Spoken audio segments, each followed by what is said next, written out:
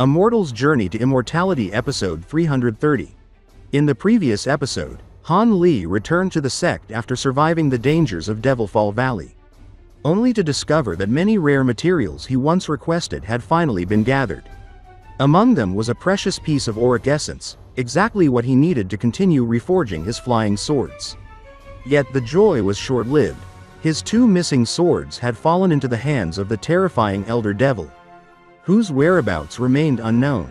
As Han Li planned his next steps, he weighed the power he still lacked, whether from the Heaven Void Cauldron, the Seven Flame Fan, or the mysterious nascent soul puppets promised by the Monarch of Soul Divergence.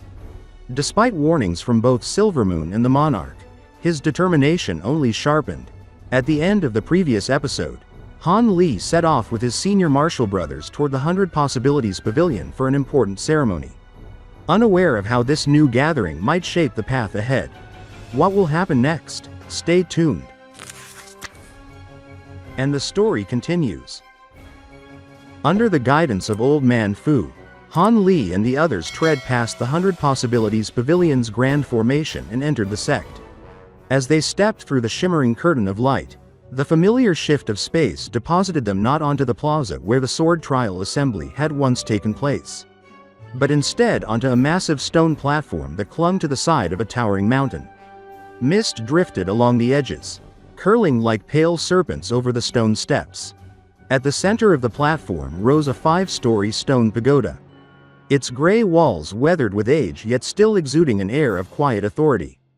It stood nearly 300 meters tall, and behind it loomed the immense mountain whose peak vanished somewhere into the clouds.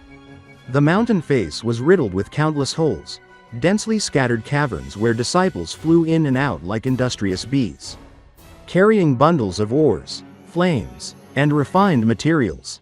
But Old Man Fu did not bring them toward the pagoda. Instead, he gestured upward and continued climbing into the sky.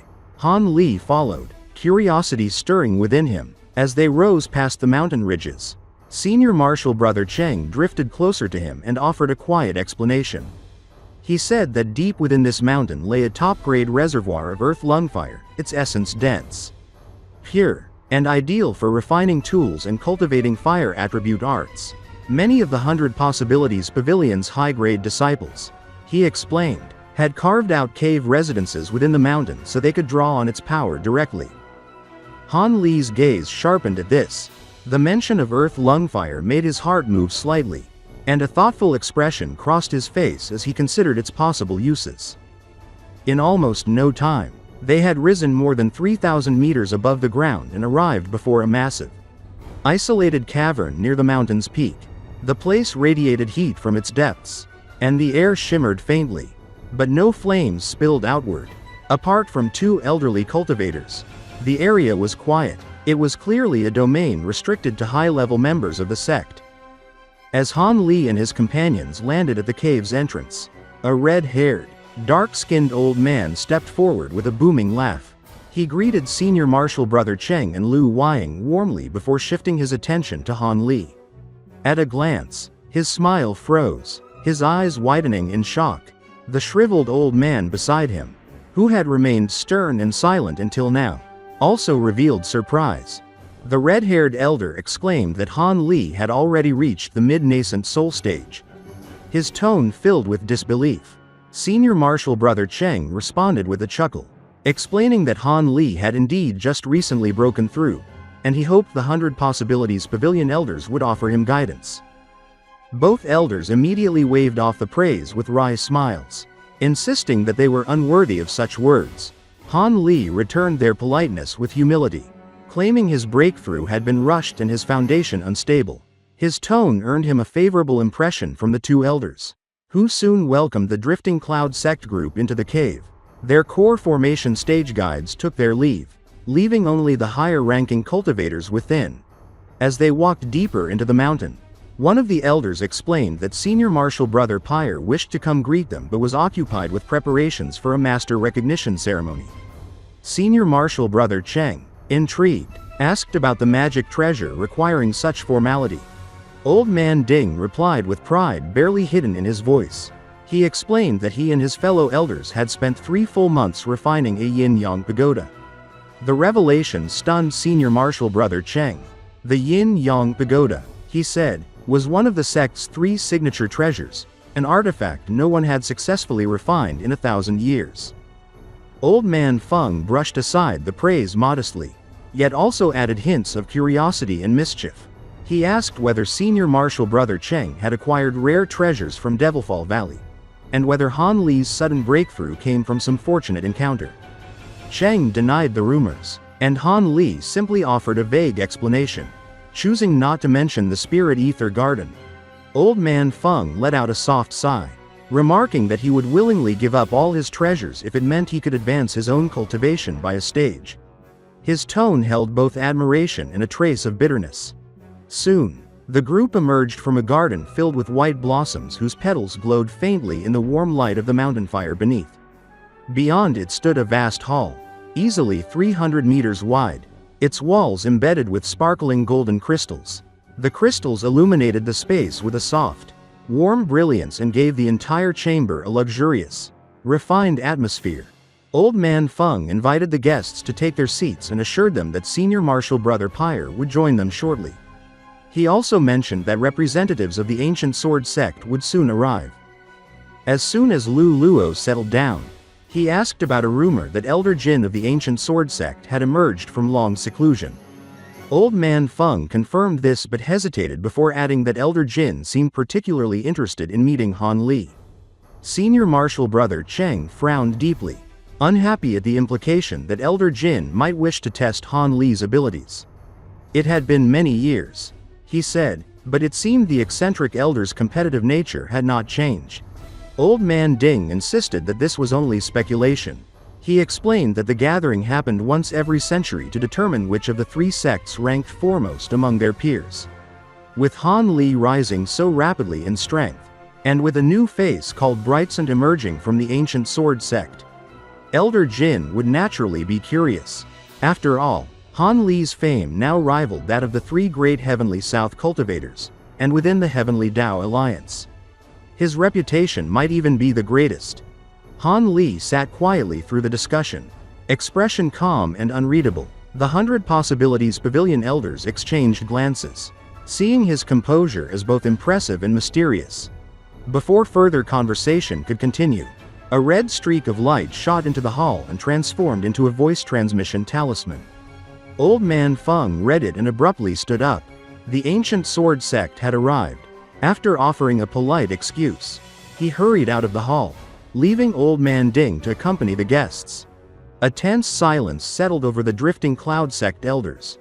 Their relationship with most elders of the ancient sword sect, aside from the child fire dragon, was strained. Even so, Han Li remained composed, neither anxious nor irritated. Moments later, footsteps echoed from the entrance. Old Man Feng returned, accompanied by 3 cultivators from the ancient sword sect. At the front stood a tall and sturdy old man whose messy gray hair framed a face both vigorous and intimidating. His rosy complexion contrasted sharply with the cold, savage gleam in his eyes. But the most striking feature of all was his pair of enormous hands hanging at his sides, each hand nearly half the size of an ordinary person. Behind the old man stood a middle-aged man with a plain, unremarkable appearance, and beside him, a young woman who carried herself with a calm and dignified air. And most notably of all was the pair of extraordinarily large hands drooped at his sides. They were nearly as large as half an ordinary person. Behind the old man stood a middle-aged man with a common appearance and a young woman with an air of dignity. When Han Li saw these cultivators, he could tell that the old man with the radiant eyes was most likely eccentric Jin. After all, he was the only one amongst them that was at mid-nascent soul stage, and near its peak nonetheless. As the tangle-haired elder stepped into the hall, his presence was like a sudden shift in air pressure. His gaze swept casually across the room, pausing only for a heartbeat on the drifting cloud sect elders, before locking firmly onto Han Li. For an instant, surprise flickered openly across his rugged face. It was as if the stories he had heard did not match the young man standing before him. With a tone that was half astonishment and half disbelief, the old man slowly spoke. He addressed Han Li directly, remarking that he had long heard of his reputation. But by all accounts Han Li should have been only an early nascent soul cultivator. How could someone advance an entire realm in such a short span of time? It was a question mixed with admiration, suspicion, and the competitive pride of someone who stood at the peak of his own stage. Han Li rose calmly and saluted him, acknowledging him as Brother Jin. He did not attempt to conceal the truth. He stated simply that he had only recently entered the mid-nascent soul stage. His tone was placid, but his composure made eccentric Jin's heart sink slightly. The elder closed his eyes for a moment, outwardly steadying himself before forcing a wry smile. He admitted that he had heard rumors of Han Li's unimaginable abilities. And though exaggerated, they had clearly not strayed far from the truth.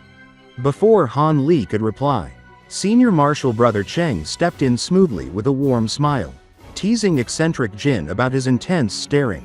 He invited him to take a seat and talk properly. Eccentric Jin responded with a laugh that did little to hide his competitive temperament. He openly admitted he had no interest in Cheng or Lu Luo. He had come solely to satisfy his curiosity about Han Li. Their exchange was cordial on the surface but edged with rivalry, when eccentric Jin further commented on Han Li's origins in Yellow Maple Valley. Senior Marshal Brother Cheng countered immediately. Han Li's past affiliation did not matter. He was now a genuine elder of the Drifting Cloud sect. Before the verbal contest could escalate, Old Man Feng smoothly intervened. With a wave of his hand, he changed the atmosphere of the room, calling forth young female disciples who carried trays of scarlet fruits, fire pomegranates. Their sweet aroma filled the hall. As the fruits were set down, eccentric Jin and Senior Marshal Brother Cheng both took their seats, careful not to show disrespect to their hosts. Old Man Feng explained that these fire pomegranates had been found in an unknown region. Their sweetness was unmatched, and even mortal eyes would sharpen after eating one. Han Li tasted one, finding the flavor rich with worldly energy. He enjoyed them enough to eat several in succession.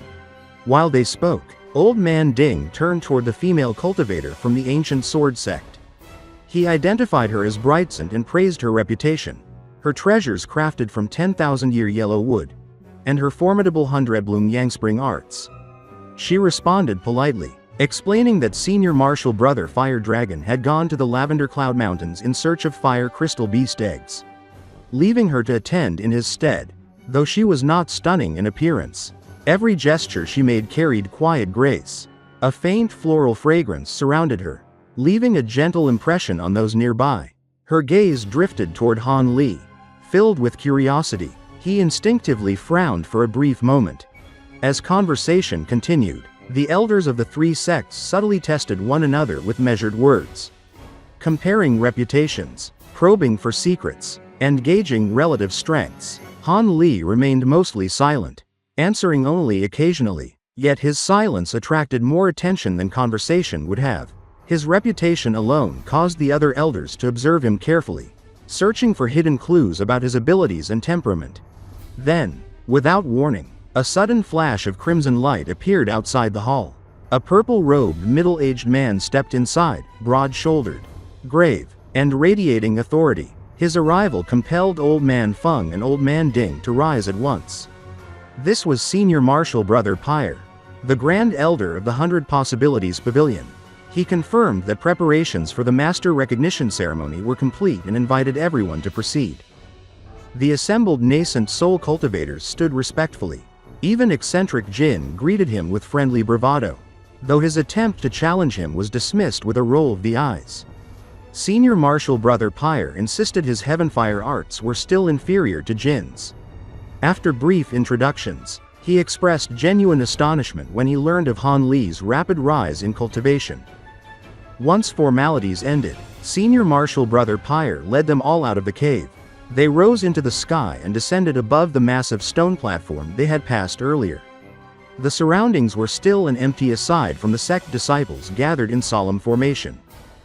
Hundreds of Foundation Establishment disciples stood neatly arranged, separated into groups. A dozen core formation cultivators stood at their head, expressions solemn and respectful. At the center of the platform sat an enormous cauldron, 3 meters wide, shaped like a cube with flame-like patterns carved across its surface. It glowed red with intense heat. radiating waves of scorching air in all directions despite having no visible fuel beneath it. But none of the disciples paid attention to the cauldron itself. Their focus was fixed on a lone young man kneeling 3 meters away. He kowtowed repeatedly on a golden prayer mat, chanting softly in a steady rhythm. With his head lowered, his face remained concealed. The elders descended. At once, the gathered disciples stiffened, breaths held, terrified of showing disrespect. A few of the core formation cultivators stepped forward to bow deeply and report that Junior Marshal Brother Wang had been paying respects for nearly 2 hours and was nearly ready to begin the opening of the cauldron. Eccentric Pyre nodded and moved the elders to the front lines. Watching the disciple intently, Eccentric Jin commented on the disciple's incredible aptitude, reaching core formation before 100 years of age and now receiving the Yin-Yang Pagoda as his bonded magic treasure. In 300 years, he predicted, the 100 Possibilities Pavilion might well gain another nascent soul cultivator. But for now, silence reigned. Every disciple on the platform dared not make a sound. As Han Li listened to the chanting, he realized the young man was reciting ordinary worship scripts. Whether this was an old tradition or a test of patience was unclear. Time passed quietly, until the cauldron suddenly trembled, splitting the silence with metallic ringing. Blazing red light erupted from its surface as waves of fire burst outward. The nascent soul elders shielded themselves effortlessly with glowing barriers. But the disciples struggled, straining to maintain their defenses against the blistering heat. The young disciple before the cauldron held fast behind a fiery red barrier. Breathing heavily as he finally raised his head, flames flickered across his face, revealing delicate features. He appeared to be a thin youth in his late 20s. That he had already formed his golden core at such an age made it unsurprising that the elders of the 100 Possibilities Pavilion were willing to entrust him with a treasure as formidable as the Yin-Yang Pagoda. The time has come, Old Man Feng loudly yelled. Lay down the formation and open the cauldron. Soon after this was said, 2 of the dozen core formation cultivators standing behind them shot toward either side of the cauldron. As for the others, they took to the air and raised a sparkling blue formation plate above their heads. A low hum rippled across the vast stone platform. In an instant, a dome of blue light descended from above, forming a shimmering barrier that sealed off most of the stage. Inside this enclosed space, the atmosphere tightened like a bowstring pulled taut. The 2 middle-aged core formation cultivators at the cauldron's sides began weaving rapid hand incantations. Strands of spell light shot from their fingertips and sank into the enormous cauldron. Its lid trembled violently at first, then steadied as faint rainbow radiance seeped through the cracks. With slow, deliberate motion, the lid began to rise, as though pushed upward by an invisible force, as though it weighed thousands upon thousands of kilograms. A short distance away, the young disciple who had been kowtowing rose sharply to his feet. His eyes locked onto the cauldron with a mixture of reverence, excitement, and iron determination. The grand ceremony he had waited years for was finally beginning. Then, without warning, a sphere of blinding white light burst out from the opened cauldron. It shot upward like a comet, slamming into the ceiling of the light barrier. Blue energy rippled outward, but the barrier held firm. The youth reacted instantly, transforming into a streak of yellow light. He launched himself after the escaping treasure. His fingers brushed the air behind it, but the white light twisted with improbable agility, slipping from his grasp and darting away in another direction. Within the barrier, a breathtaking chase unfolded, a bright white streak weaving unpredictably through the air while a yellow trail pursued it relentlessly. Like a shooting star chasing a crescent moon, they spiraled, crossed, and looped across the sky, leaving the watching disciples spellbound.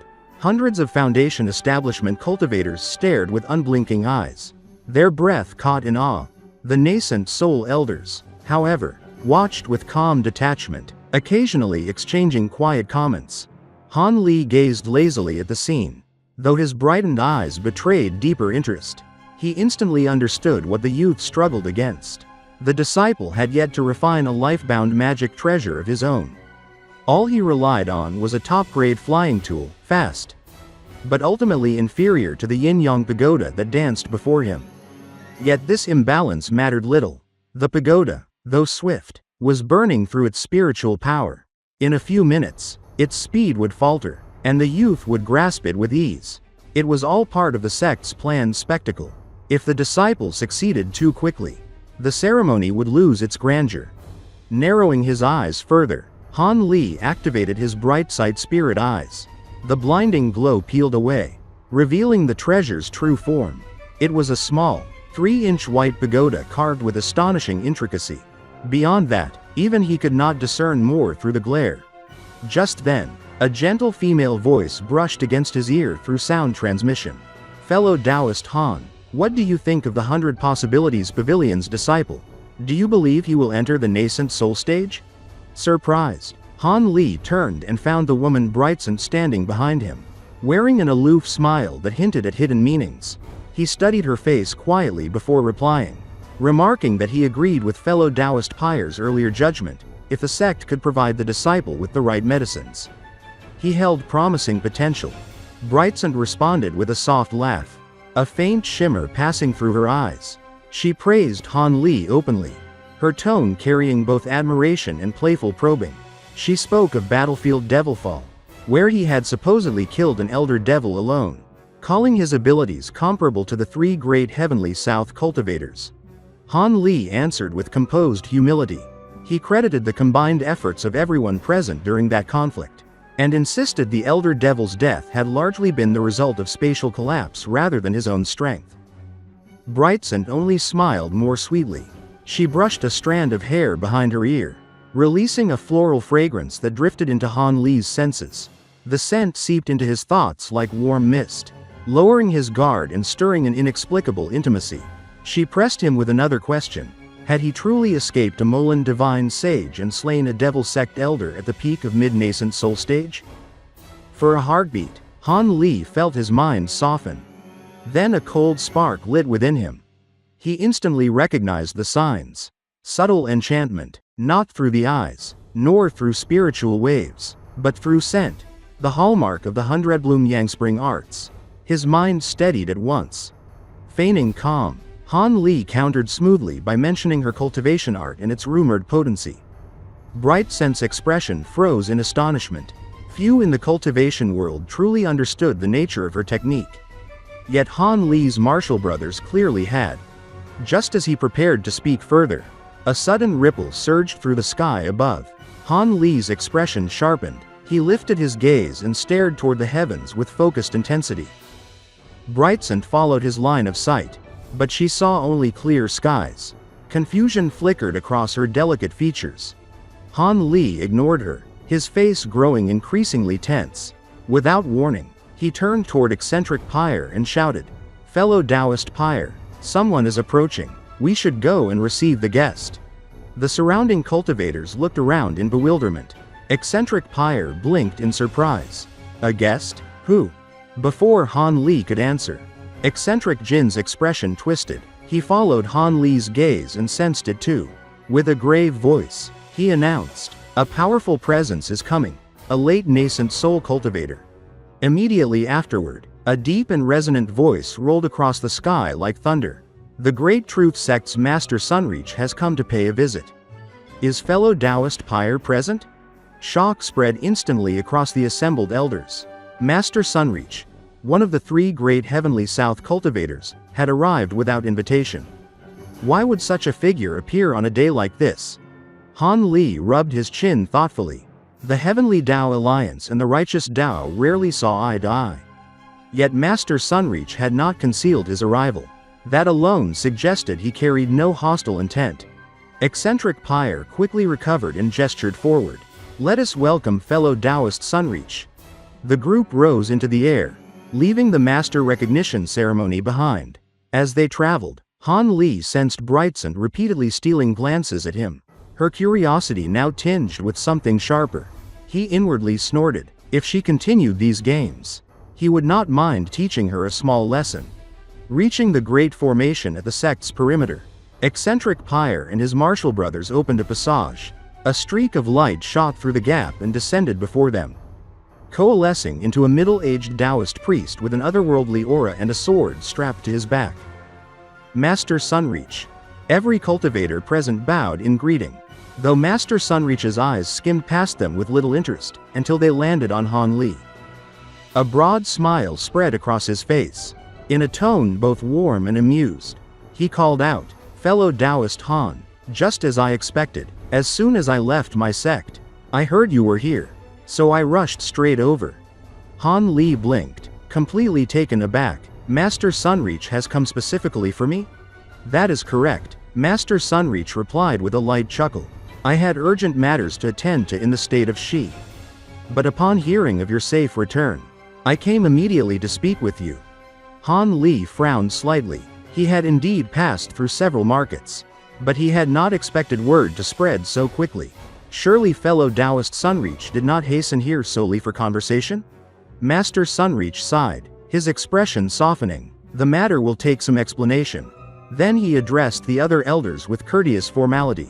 "Fellow Taoists, fellow Taoist Han and I have personal matters to discuss. I hope you will not mind." Eccentric Pyre forced a smile and said, "Since Brother Sunreach has come to see fellow Taoist Han, there is no problem, of course. We will simply wait at the side." Against one of the three greatest cultivators in the heavenly south, even the arrogant eccentric Jin couldn't utter his complaints. Naturally, Eccentric Pyre didn't wish to offend him either, and he called out for the other cultivators to descend to the ground. Han Li watched as the gathered nascent soul elders and core formation cultivators quickly retreated, forming a respectful arc beneath them. Even senior martial brother Cheng and Lu Luo exchanged brief glances of concern. But they ultimately descended as well. They trusted that Han Li would be safe. For senior martial brother Cheng had once witnessed Han Li's abilities firsthand and understood that he stood on an entirely different level from most cultivators in the heavenly south. Now alone in the sky with Master Sunreach, Han Li turned and calmly asked what this visit was truly about. The solemn manner in which Master Sunreach carried himself made Han Li wary, yet curious. The Taoist responded with a sweep of his sleeve, enclosing the two of them in a sound isolating barrier, ensuring that no lingering divine sense could intrude. Only then did Master Sunreach reveal his first intention, to thank Han Li for stopping the Elder Devil's original soul in Devilfall Valley. If it had fused with the surviving soul fragment, the entire heavenly south might have collapsed under its rampage. Han Li offered a faint smile and acknowledged the statement, quickly confirming that the original soul had indeed been annihilated inside the spatial pocket. Master Sunreach let out a long, heavy sigh of relief, the tension in his shoulders visibly melting away. The danger, at least in that regard, had passed. But Han Li remained curious. He wanted to understand why the surviving soul fragment had been so impossibly powerful, so overwhelming that even three late-stage nascent soul cultivators had been unable to kill it directly. Master Sunreach slowly explained the horrifying truth. The Elder Devil had consumed the spirits of numerous nascent soul cultivators after escaping the valley. By the time the three great heavenly south cultivators confronted it, the devil had transformed, growing 3 heads and 6 arms, achieving a level of might comparable to an early deity transformation cultivator. Han Li felt his blood run cold as he imagined the towering, abominable thing that must have confronted them. Even with a carefully prepared grand formation and the support of over a dozen mid-stage nascent soul cultivators, they suffered heavy losses. They managed to sever 2 of its heads and tear away several arms. Yet the devil still fled in the end. At least, Master Sunreach added with a faintly amused expression. The devil had fled toward the Jin Empire, and whatever consequences followed were now theirs to face. Han Li noticed the flicker of schadenfreude in his tone, but let the matter pass. He then steered the conversation toward the true reason for the visit. Master Sunreach's expression brightened slightly. He congratulated Han Li on advancing to mid-nascent soul stage, then shifted to a much more serious question: whether Han Li truly possessed magic treasures forged from gold lightning bamboo capable of producing the legendary divine Devilbane lightning. Han Li's expression darkened, though he disliked having such matters exposed. There was no longer much point in concealing it. He confirmed the truth. Master Sunreach's reaction was immediate. Relief, excitement, and urgency overlapped in his voice as he declared that Han Li was precisely the person he had been searching for. However, he could not disclose details here. The matter involved the entire cultivation world of the Heavenly South and centered around the enormous, mysterious whirlpool that had recently appeared in the endless seas. Han Li raised an eyebrow, suspicious and wary. What did the whirlpool have to do with him or with divine Devilbane lightning? Master Sunreach explained only that he and the other two great Heavenly South cultivators were currently residing at the 7 spirit islands surrounding the whirlpool, 7 islands that contained spirit veins of extraordinary purity. However, their residence there was not voluntary, and his sigh revealed hidden burdens that he could not yet share. He invited Han Li to come to the 7 spirit islands, where all 3 of the great cultivators would personally explain the situation. Though Han Li was far from willing, he could not openly reject them. He could not afford to turn 3 great powers into enemies. Still, he refused to walk blindly into a situation he did not understand. He hesitated, then requested 3 months of time before traveling to the islands. Master Sunreach frowned, indicating that the matter was urgent, but finally agreed. He reassured Han Li that no harm would come to him and that helping them might earn him, and his sect, unexpected gains. With those final words, Master Sunreach dissolved the barrier, called out a polite farewell to the cultivators below, and streaked into the distance, disappearing beyond the protective formation of the 100 Possibilities Pavilion. Han Li hovered in the air, watching the shrinking light until it vanished completely. The final remark about profit echoed in his thoughts, but he could make no sense of it. With a soft sigh, he set the matter aside. Whatever lay within that whirlpool, its secrets would reveal themselves soon enough. For now, a different matter awaited him. A short while later, Han Li found himself floating above one of the surrounding mountain peaks. Facing eccentric Jin directly, the other cultivators watched from a nearby peak, whispering among themselves as tension rippled through the air. Han Li wore a calm expression as he addressed Jin. He wondered aloud whether this battle was truly necessary, especially when Jin should already understand his own slim chances of victory. But eccentric Jin remained unshaken. His expression was grave, but firm. As the Grand Elder of the ancient sword sect, he said, he could not surrender his sect's standing without contest. He had to fight for the greater share of mountain resources. And more than that, he admitted that he was curious about the abilities of the famed cultivator who had condensed a nascent soul only a little over 30 years prior. If he lost, then future contests between their sects would end. The ancient sword sect would henceforth yield to the drifting cloud sect without further argument. Han Li regarded him for a moment, then nodded with a faint chuckle. If this was Jin's determination, then Han Li would oblige him. Without further words, he lifted his hand. A fist-sized ball of blue flames bloomed above his palm, swirling with brilliant spiritual essence. Eccentric Jin offered no additional remarks either. Instead, his lips parted and 3 streaks of golden light emerged, 3 miniature golden swords, each barely an inch long. Within a heartbeat, they shot upward, circling around him with dazzling brilliance before elongating into foot-long arcs of sharp radiance. When Han Li saw these flying swords, the blue fireball in his hand wavered before suddenly rupturing. A half-foot bird of blue flame burst out from the fireball and released a clear cry. "Go!" Han Li shouted, pointing at eccentric Jin. The blue flame bird unfolded its wings and shot forward in a streak of blazing sapphire light. Its cry echoed sharply through the mountain air, as though announcing the start of a duel that would determine the balance of power on the Dreamcloud Mountains. Eccentric Jin's face immediately darkened. To be attacked by a single conjured firebird rather than a magic treasure felt like open disdain. A direct slap to his pride as the Grand Elder of the ancient sword sect. For an instant, anger boiled in his eyes. But that anger quickly shifted into icy calm.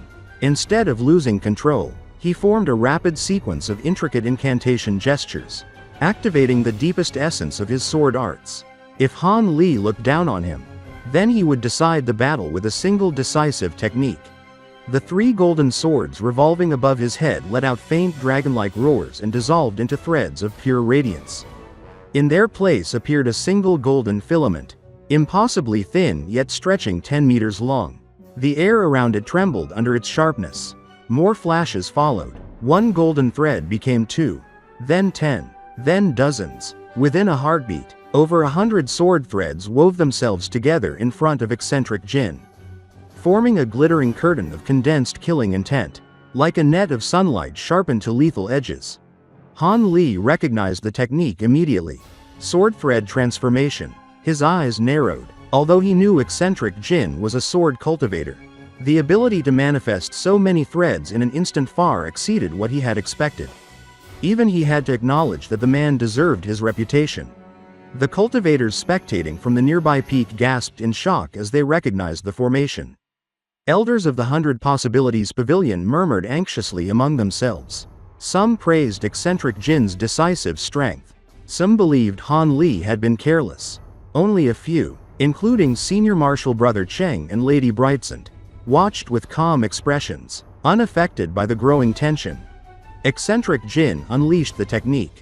A volley of spell seals struck the floating sword threads, and the 100 streaks of gold wove themselves into a massive golden net stretching 40 meters across. It surged forward, aiming to swallow the small blue flame bird whole. To the watching cultivators, the outcome seemed obvious. A single flame creature, barely half a foot long, could not possibly resist a technique capable of shredding mountains. But the moment the golden net touched the bird, the heavens seemed to shake. A thunderous eruption boomed out. Blue light swept across the sky, unfurling into a glowing lotus. The lotus slowly rotated, its petals opening one by one like the blooming of an icy dawn. Every sword thread that struck it rippled harmlessly across its surface, unable to cut deeper than the outer veil of light. Gasps of disbelief echoed across the mountainside. Even eccentric Jin froze in shock, his hands trembling as he pushed his technique further. The golden threads suddenly grew thinner, sharper, infused with everything he could muster. They drove through the lotus's glow and pushed toward its heart. But as they neared the core, the petals flared open in full bloom. A cold mist of blue radiance exploded outward, engulfing everything within 60 meters in brilliant frost. The golden threads flickered, froze, and then vanished entirely from eccentric Jin's spiritual perception. His connection with his flying swords was severed. Eyes widening, he stared ahead in disbelief. The lotus was gone. In its place stood a massive glacier of solid blue ice. Deep within the crystalline prison, his 3 golden swords were sealed motionless, their spiritual light dimming with every passing breath. Before he could react, thunder cracked behind him. A streak of azure lightning cut through the air. He tried to dodge, but the protective light around his body shattered instantly. A palm wrapped in blue flames pressed down on his shoulder, and half of his body went numb as coldness surged into his bones. Han Li's calm voice drifted beside his ear. "Fellow Taoist Jin, from where I stand, our battle is already decided. What do you think?" Humiliation flickered across eccentric Jin's face, but he quickly forced down his pride and said, "Fellow Taoist Han's abilities are extraordinary. I concede defeat." Han Li smiled lightly and removed his hand. Warmth returned to the man's shoulder. When eccentric Jin turned, he saw Han Li calmly standing 3 meters away with a pair of silver wings stretched behind him, arcs of lightning dancing along the feathers. It was a sight that commanded awe. Han Li then flew toward the frozen glacier and dissolved the massive block of ice back into the delicate lotus of celestial ice flames. It floated into his forehead like water returning to the sea. Eccentric Jin's swords struggled free, but their weakened spiritual nature left him with an expression of helpless gloom. When Han Li descended to the mountain peak, the atmosphere shifted completely. Elders and nascent soul cultivators surrounded him with enthusiastic praise. His effortless victory, the overwhelming control he displayed, and the fact that he had not even used his main flying swords demonstrated a level of strength that shook everyone present. The drifting cloud sect's position rose instantly, cemented above the ancient sword sect in the 100 Possibilities Pavilion. Even eccentric Jin, who rejoined the group with dignity restored, conversed calmly without hint of resentment, earning a small measure of Han Li's respect. The meeting continued with discussions of cultivation insights and exchanges of rare materials. Han Li listened quietly, learning a great deal from the collective experience of the eccentrics. By the time the gathering ended, the sun was beginning to descend. Han Li requested to see the Earth Lung fire reservoirs, and eccentric Pyre guided him. The deep, Ancient Fire Vein left him deep in thought. Only after a long silence did he rejoin his companions to depart. As they flew back toward the drifting cloud mountains, Lu Luo excitedly described how many resource points the drifting cloud sect would soon acquire. Senior Marshal Brother Cheng, though calmer, was clearly pleased as well. Han Li simply smiled, letting their enthusiasm wash over him. Just as they neared the sect, Senior Marshal Brother Cheng turned to him with unusual solemnity. Junior Marshal Brother Han, this is all thanks to you. For generations, our elders dreamed of seeing our sect become #1 in the state of Xi. Now that this has been achieved, I can consider my life fulfilled. As I have discussed with you both before, I plan to pass away in meditation. As for the position of the sect's Grand Elder, how about I hand it over to Junior Marshal Brother Han? In this episode, we saw Han Li forced into one of the most intense and unpredictable parts of his journey so far. Throughout these 5 episodes, he was thrown into collapsing spaces, confronted by terrifying elder devils, and pushed to the limits of his strength. We witnessed powerful cultivators joining forces only to realize just how overwhelming their enemy truly was. Han Li's own energy was disrupted, leaving him vulnerable at critical moments. Yet he still managed to stay calm and search for solutions. At the same time, ancient treasures, dangerous ruins, and lingering curses continued to shape the fate of everyone involved. Each encounter revealed more about the mysteries surrounding the Elder Devils and reminded us how vast and perilous the path to immortality can be. What happens next? Stay tuned for the next episode of Immortal's Journey to Immortality. If you enjoyed this episode or found it interesting, don't forget to like the video and subscribe to the channel to receive notifications about the newest episodes in Han Li's journey. Thank you for watching, take care, and see you in the next video.